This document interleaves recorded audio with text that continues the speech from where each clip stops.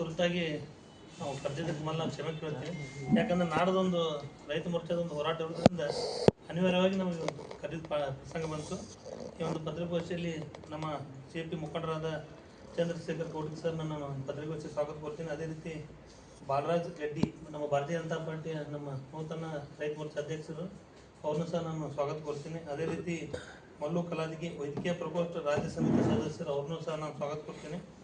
ಅದೇ ರೀತಿ ಭರತ್ ಕುಲಕರ್ಣಿ ಜಿಲ್ಲಾ ಸಂಚಾಲಕರು ವಾಣಿಜ್ಯ ಪ್ರಕೋಷ್ಠ, ಅವ್ರನ್ನೂ ಸಹ ನಾನು ಈ ಪತ್ರಿಕಾಗೋಷ್ಠಿ ಸ್ವಾಗತ ಕೊಡ್ತೀನಿ. ಈ ಪತ್ರಿಕಾಗೋಷ್ಠಿಯನ್ನು ಕೌಟಿಗಿ ಸರ್ ಮತ್ತು ಬಾಲರಾಜ್ ರೆಡ್ಡಿ ಅವರು ನಡೆಸಿಕೊಡ್ತೀನಿ ಅಂತ ಹೇಳ್ತಾರೆ.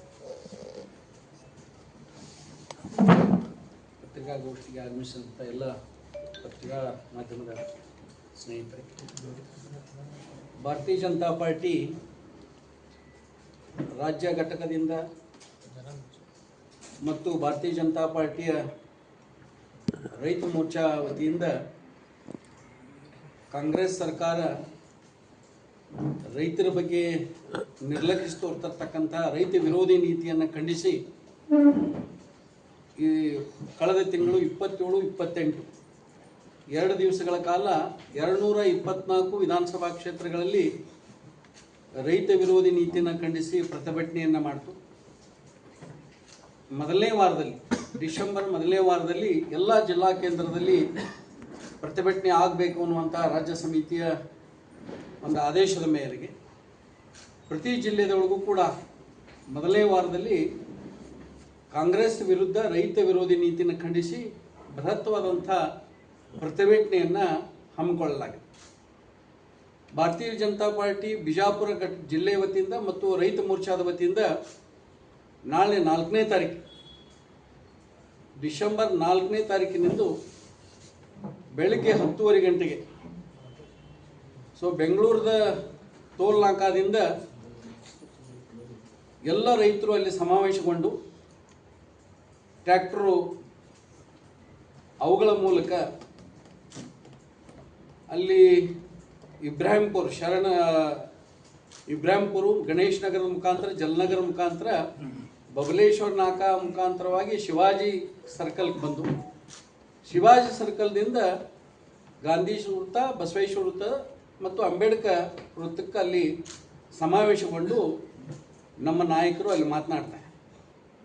ವಿಶೇಷವಾಗಿ ಈ ಪ್ರತಿಭಟನೆಯನ್ನು ಹಮ್ಮಿಕೊಂಡಿರ್ತಕ್ಕಂಥದ್ದು ಈಗ ಯಾವ ರೀತಿ ಬಿಜಾಪುರ ಜಿಲ್ಲೆಗೆ, ಇಡೀ ಉತ್ತರ ಕರ್ನಾಟಕ ಭಾಗದಲ್ಲಿ ಮಳೆ ವಿಪರೀತವಾಗಿ ಬೆಳೆ ಹಾನಿ ಪರಿಶೀಲನೆ ಆಗಬೇಕು, ಬೆಳೆ ಹಾನಿ ಸರ್ವೆ ಆಗಬೇಕು ಅಂಥೇಳಿ ಸಾಕಷ್ಟು ಕೇಳಿದರೂ ಕೂಡ ಮಾಡಿರಲಿಲ್ಲ. ಯಾವಾಗ ಭಾರತೀಯ ಜನತಾ ಪಾರ್ಟಿ ಮುಖಂಡರು ಬೆಳೆ ಹಾನಿ ಸಮೀಕ್ಷೆಗೆ ಹೋದಾಗ ಅವಾಗ ಸರ್ಕಾರ ಮಾಡ್ತು.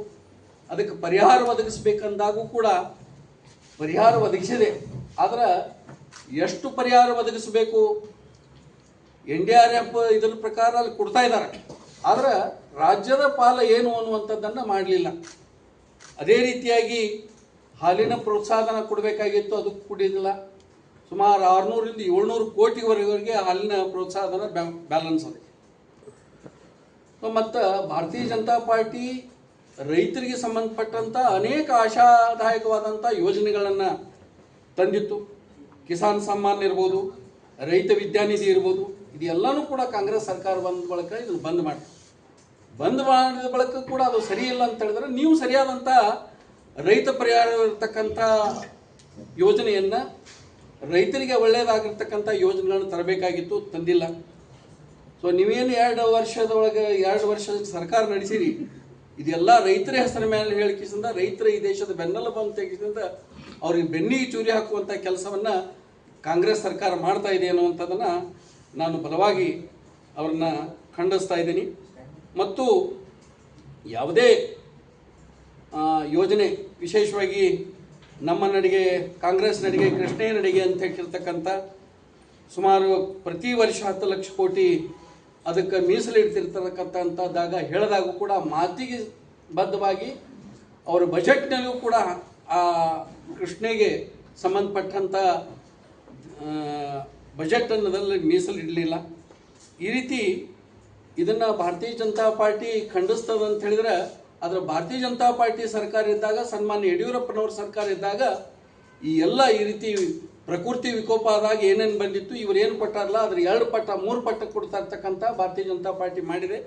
ಅದರ ಸಲುವಾಗಿ ನೀವು ರೈತರಿಗೆ ಆಗಿರ್ತಕ್ಕಂಥ ದ್ರೋಹ ಮಾಡ್ತಾ ಇದ್ದೀರಿ, ರೈತರಿಗೆ ಬೆನ್ನಿಗೆ ಚೂರಿ ಹಾಕ್ತಾ ಇದ್ದೀರಿ. ಅದರ ಸಲುವಾಗಿ ಮುಂದಿನ ದಿನಮಾನಗಳಲ್ಲಿ ಇದೇ ರೀತಿಯಾಗಿ ನೀವು ಮಾಡಿದರೆ ಭಾರತೀಯ ಜನತಾ ಪಾರ್ಟಿ ರೈತರನ್ನು ಕರ್ಕೊಂಡು ನಿಮ್ಮ ಸರ್ಕಾರವನ್ನು ಕಿತ್ತೊಗಿಸಲಾಕ ಪ್ರಯತ್ನ ಮಾಡ್ತದೆ ಅನ್ನುವಂಥ ಮಾತನ್ನು ಈ ಸಂದರ್ಭದಲ್ಲಿ ಹೇಳ್ತಾ ಇದ್ದೀನಿ. ನಾಳೆ ನಡೀತಿರ್ತಕ್ಕಂಥ ಬಿಜಾಪುರ ಜಿಲ್ಲೆಯ ರೈತ ಪರವಾದಂಥ ಹೋರಾಟ, ಕಾಂಗ್ರೆಸ್ ನೀತಿಯನ್ನು ಖಂಡಿಸಿ ಬೃಹತ್ ಪ್ರಮಾಣದ ಹೋರಾಟವನ್ನು ಸಾವಿರಾರು ರೈತರು ಈ ಹೋರಾಟದಲ್ಲಿ ಪಾಲ್ಗೊಳ್ತಾ ಇದ್ದಾರೆ. ಭಾರತೀಯ ಜನತಾ ಪಾರ್ಟಿ ಕೇವಲ ರೈತ ಮೋರ್ಚಾದಷ್ಟೇ ಅಲ್ಲ, ಅನೇಕ ರೈತರನ್ನ ಪ್ರಗತಿಪರವಾಗಿರ್ತಕ್ಕಂಥ ರೈತರ ಚಿಂತನೆ ಮಾಡ್ತಿರ್ತಕ್ಕಂಥ ರೈತ ಸಂಘಟನೆಗಳನ್ನು ಅವರಿಗೂ ಕೂಡ ವಿನಂತಿ, ನಮ್ಮ ಭಾರತೀಯ ಜನತಾ ಪಾರ್ಟಿಯ ರೈತ ಮೋರ್ಚಾ ಜಿಲ್ಲಾಧ್ಯಕ್ಷರು ಬಾಲರಾಜ್ ರೆಡ್ಡಿ ಅವರು ಸಂಪರ್ಕ ಮಾಡಿದ್ದಾರೆ. ಅವರು ಕೂಡ ಈ ಹೋರಾಟಕ್ಕೆ ಬೆಂಬಲ ಕೊಡ್ತೇವೆ ಅಂತ ಹೇಳಿದ್ದಾರೆ.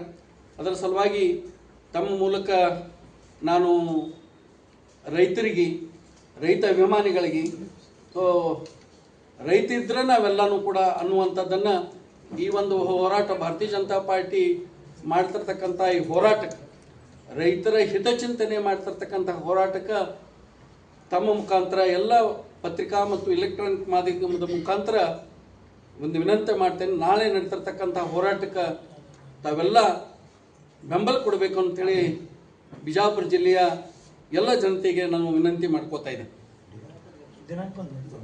4ನೇ ತಾರೀಕು ಡಿಸೆಂಬರ್ 4ನೇ ತಾರೀಕಿಗೆ ಬೆಳಗ್ಗೆ 10:30 ಗಂಟೆಗೆ ಬೆಂಗಳೂರು ಟೋಲ್ ನಾಕಾದಿಂದ ಅಲ್ಲಿ ಎಲ್ಲ ಟ್ರ್ಯಾಕ್ಟರ್ಗಳು, ನಮ್ಮಲ್ಲಿರ್ತಕ್ಕಂಥ ರೈತ ಸಂಘಟನೆ ಎಲ್ಲ ಪರವಾಗಿರ್ತಕ್ಕಂಥ ರೈತ ಮೋರ್ಚಾ ಕಾರ್ಯಕರ್ತರು ಮತ್ತು ಭಾರತೀಯ ಜನತಾ ಪಾರ್ಟಿ ಎಲ್ಲ ಕಾರ್ಯಕರ್ತರು ಅಲ್ಲಿ ಸೇರ್ತಾರೆ.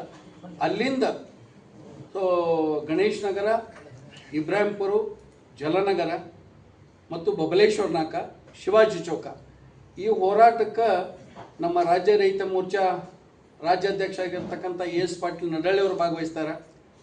ವಿಶೇಷವಾಗಿ ಒಂದೊಂದು ಜಿಲ್ಲೆಗೆ ಉಸ್ತುವಾರಿ, ಈ ಹೋರಾಟದ ಉಸ್ತುವಾರಿ ಕೊಟ್ಟಿರ್ತಕ್ಕಂಥ ಗಂಗಾವತಿ ಶಾಸಕರಾಗಿರ್ತಕ್ಕಂಥ ಜನಾರ್ದನ್ ರೆಡ್ಡಿ ಅವರು ಕೂಡ ಭಾಗವಹಿಸ್ತಾರೆ. ನಮ್ಮ ಪಕ್ಕದ ಬೆಳಗಾವಿ ಜಿಲ್ಲೆಯ ಸಂಸದರಾಗಿರ್ತಕ್ಕಂಥ ಸನ್ಮಾನ್ಯ ಹಿರಾಣ ಕಡಾಡಿಯವರು ಕೂಡ ಭಾಗವಹಿಸ್ತಾ ಇದ್ದಾರೆ. ನಮ್ಮ ಜಿಲ್ಲೆಯ ಮಾಜಿ ಸಚಿವರು, ಮಾಜಿ ಶಾಸಕರು ಎಲ್ಲ ನಮ್ಮ ಭಾರತೀಯ ಜನತಾ ಪಾರ್ಟಿ ಮುಖಂಡರು ಕೂಡ ಈ ಸಭೆಯಲ್ಲಿ, ಈ ಹೋರಾಟದಲ್ಲಿ ಭಾಗವಹಿಸ್ತಾರೆ.